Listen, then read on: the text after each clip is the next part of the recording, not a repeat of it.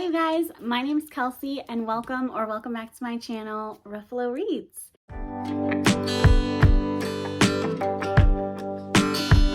So today I have a really exciting collab video with Nicki over from Nicki in Bookland. I was so happy when she asked me to do this collab with her because first of all, I love Nicki. She's so sweet. She's always so good with her words with describing books and just so eloquent, and I'm just so proud to do this video with her. So we had this really fun idea because I love romances, right, of course, but I also love other books, namely thrillers, which she actually was like, I really like thrillers too. So we're doing 3 romances and a thriller, so it's got a little catch to it. So I'm going to be giving you guys 3 different types of romances. So I decided to go for a sports romance, an emotional romance, and a dark romance. So dark romance isn't one of my favorite subgenres.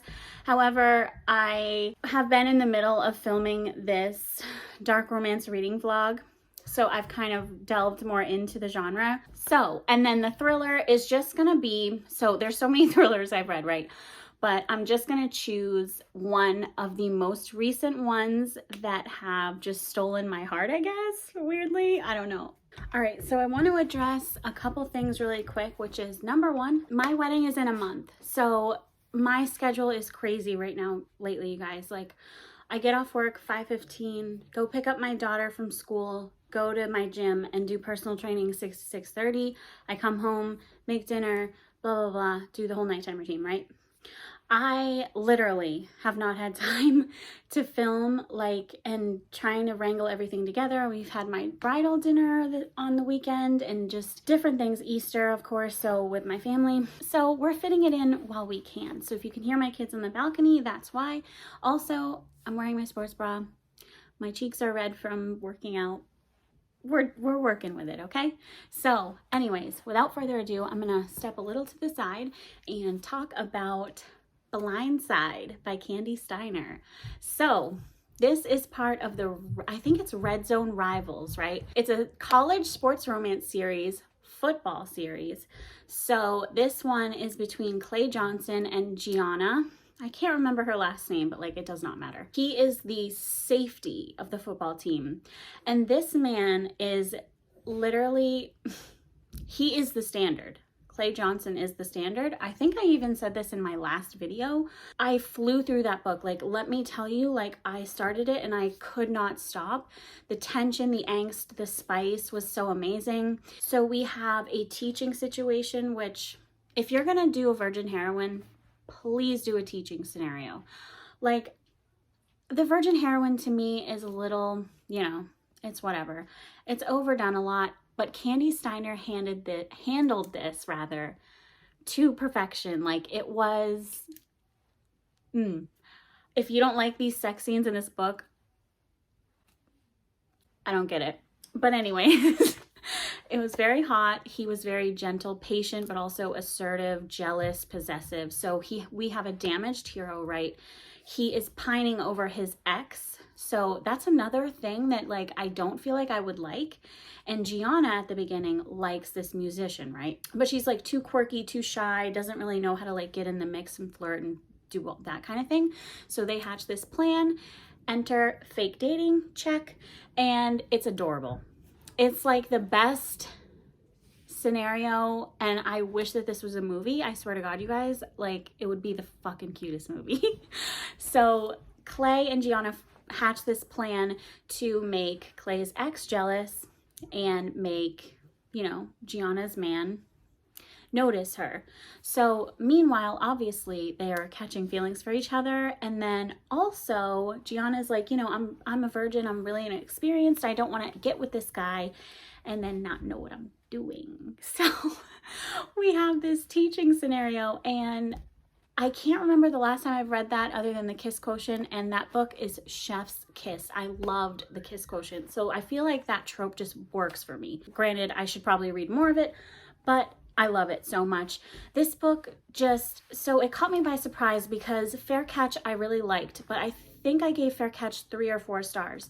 And I can't remember why. I think it just wasn't, like, didn't have enough substance for me or something. Like, there's just something not 100% there. Like, I liked it a lot because I enjoy Candy Steiner's writing in general overall, but that book just wasn't, like, you know, stand out.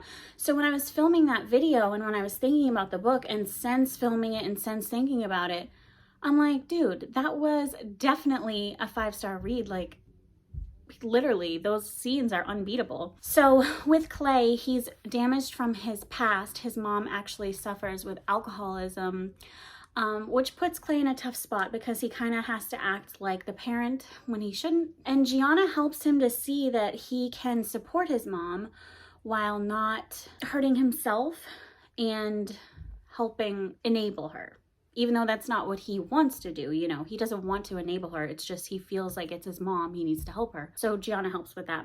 Gianna's dad is a whole kind of plot twist scenario that causes a situation. But the football in it was awesome. I actually really like that. Football is like one of the sports that I enjoy, I guess. I'm a big Steelers fan here in Pittsburgh. But yeah, it was just really good, honestly. Like, and really quick too. I listened to the audiobook and read the ebook, so that's how I listened to that. I would recommend. That's the one for my sports romance. So next we have the emotional romance, and if you guys don't know which book I'm going to talk about, have you seen it in my videos? So this one I couldn't compromise. This book is hands down, there's no way it's not in my top reads of 2023. There's no way it's not a top favorite. That is An Optimist's Guide to Heartbreak by Jennifer Hartman.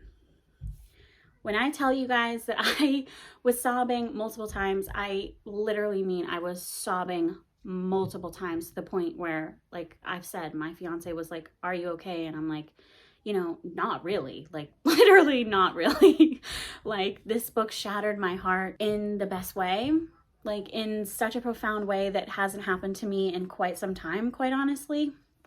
So this book is between Lucy, which, by the way, I love that name.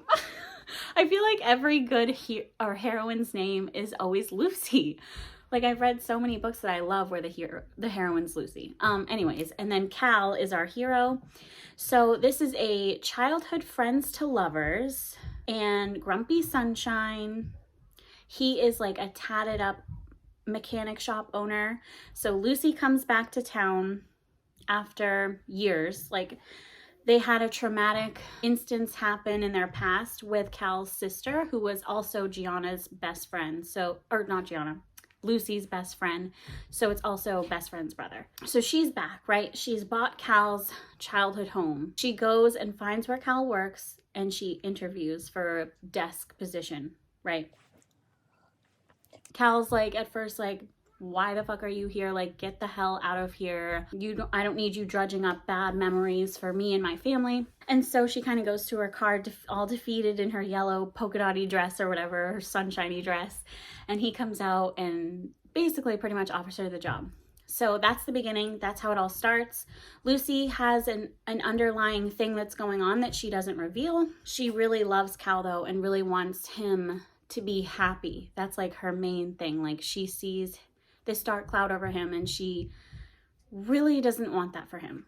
And he sees, you know, this person that he has these challenging feelings for, right? Because, I don't know, she was there for something tragic that happened in his past that brings up bad memories for him, but also he feels like he's such a bad person and she's such a good person that he doesn't want to ruin her, kind of thing. But he's very possessive, he's very jealous, he does these romantic big gestures, even though he doesn't love her, doesn't claim that he can or will love her. This does end on a cliffhanger. The cliffhanger had me shook. The cliffhanger had me dead. I was like, what? I need to read the next book now. And I've been in the process of reading that book pretty much since I finished reading that one, which was, if I'm not mistaken, January. So, or whenever it came out, February, I don't know. That one, I don't want to get into it. I don't know yet. I need to finish it. I need to just give it the full chance and finish it. So I'm not going to go there. But if you want a book that's going to literally kill you and make you so sad, then read this book. So it's getting really dark out, so we're relying on whatever this is for lighting. I apologize.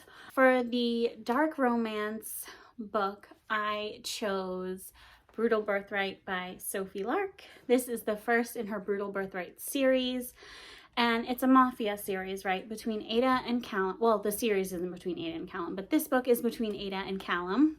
They are from rival mafia families, but Callum is actually running for office and literally hates Ada. And Ada is kind of a different heroine for like a mafia book. Like, she holds her own. She very much loves her brothers. She's kind of like very independent, I guess, very outspoken. So they have this like butting heads, but they agree to marry to ease their family's tension, and so Callum can kind of win over more of the other side to win, hopefully, the election, I guess. So they have this antagonistic relationship both mentally and sexually, and it grows between this story. And I'm not going to say any of like the plot points because it's a mafia story. You just have to read it, go along for the ride. This and Carnal Urges, honestly, are two mafia books that stand out in my mind. I just love the way that Sophie Lark told this story. Her story writing was really enjoyable and really comparable to Carnal Urges. I do think that Sloane edges out Ada for me in my head a little bit, just because, I don't know, it was like the first mafia that I had read and like that I loved so much. I don't know, but Brutal Birthright was so good. We love the strawberries on the cover, the vibes, the poison. We love taking down bad men. So just overall, this was super fun. And I'd say, honestly, if you are new to dark romance or haven't read a lot of dark romance, this book would be totally fine to get into. There's no like crazy scenes. And by crazy scenes, I mean like there's no like non-con or dub-con or like weapons being put places. There's nothing like that. So it's really just mafia, which, you know, is dark. There's dark things, but it's not like alarming, alerting. But yeah, I really liked this, and I will continue in this series. You know, I really like Sophie Lark's writing, and I do want to read more from her. All right, we're on the final book for this video, which is the thriller, and this book is crazy, guys. So I got this recommendation actually from Gabby over from Gabby Reads. I think her name's still Gabby Reads. Yeah, it is. It is. And it is an older thriller, but I did recently read it. So I've actually read quite a few really good thrillers this year so far.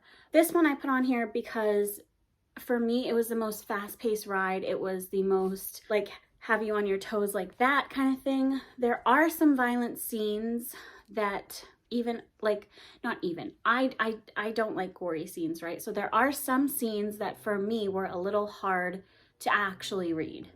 But I was listening to the audio, which for me is my favorite way to read thrillers because I just like to hear the tension. So we have this college girl who has this strained relationship with her mother.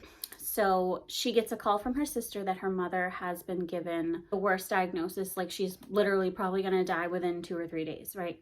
So she is driving up to get to the hospital. It's a crazy storm, super crazy, worst blizzard of all time. Her car, she's like, I cannot go anymore, like I'm gonna get in an accident or my car can't go. So she pulls off to this rest stop, right?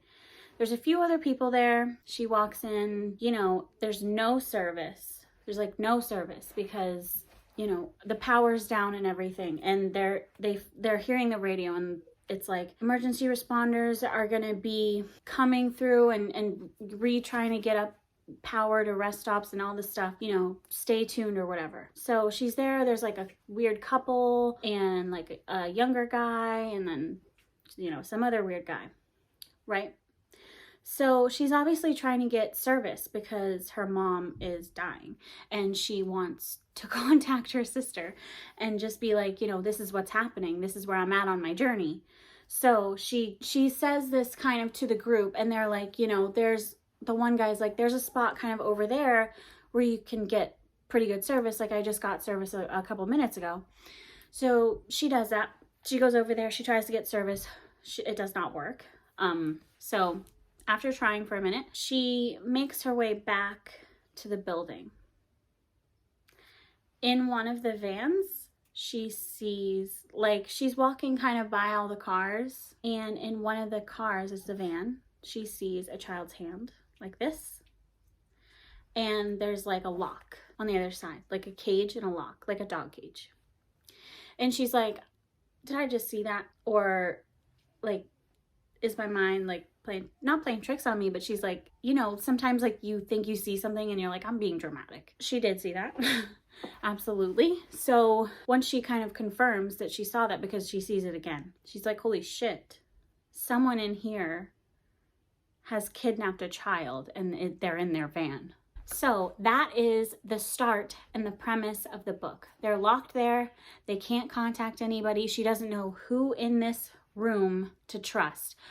So with thrillers, a secluded location, a tense environment, the fact that we know something and yet we don't know who, but it's not like a whodunit. Well, it is like a whodunit, but it's not like a murder and who murdered somebody and getting picked off one by one. Those are fun, don't get me wrong, but this just hit different. The end got a little bit like snowbally for me, and by that I mean that it was like one ridiculous thing after another, and like I can only go along with so many of those before I'm just like, okay, that's like, relax, that's a little bit too much. Like there was a lot of plot twists and I was shocked by a couple of them, but you know, I think one or two could have been eliminated or like explained in another way. But otherwise, like this totally, you know, had me on the edge of my seat. I could not put this down. I had to finish it. And then I was like, I need more thrillers like this. I want another thriller like this. And I've never read one like that. Like obviously a child being kidnapped and held in a van like is terrifying, and not that I want to read that, but the fact that she wanted to save the child, I think that, you know, that's what makes it so, I don't want to say exciting, but like tense. Like you want her to win. You want her to come out victorious. Like you want her to save the child. So it makes it, you're invested, right? So that is No Exit by Taylor Adams. All right, guys, that's it for the video. Those are my 3 romances and a thriller. And I just want to say again, thank you so much to Nicki over from Nicki in Bookland for asking me to collab with this video with her. Please go like, comment, and subscribe to her channel because she's absolute sweetest. She's our little Canadian queen and I love her so much. And, you know, like and comment on this video too if you'd like, and subscribe. And until next time, guys, bye!